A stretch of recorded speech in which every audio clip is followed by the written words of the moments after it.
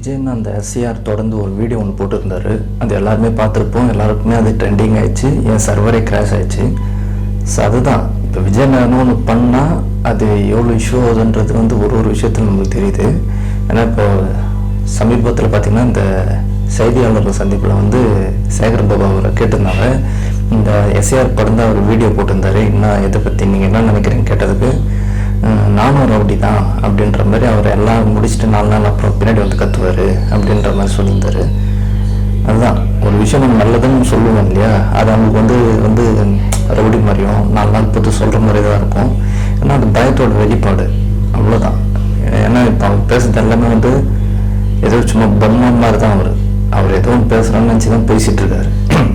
அவர் நானும் ரவுடி தான் மென்ஷன் பண்ணுறாருன்னா ஸோ அதுக்கான பதில் 26 மக்கள் பார்ப்பாங்க, என்ன ஏதுன்றது மக்களுக்கு தெரியும்.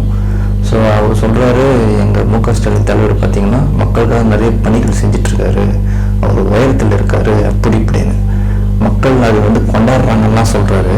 மக்கள் கொண்டாடுறாங்களா இல்லை என்ன பண்ணுறாங்கன்றது அவருக்கு தெரியுது. பட் என்ன பண்ணுறது, ஓப்பனாக சொல்ல முடியாது வெளியே. ஸோ அதனால் இப்படி தான் ஒன்று சொல்லிக்க வேண்டியது தான். ஏன்னா மக்களுக்கு தெரியும் 26 யாரை உட்கார வைக்கணும், யாரை தூக்கி போகணுன்றது. அன்னைக்கு போய் செய்தியாளர் போய் சேகர் பாபுகிட்ட கேட்கணும், அதுதான் ஒரு கொஸ்டின்.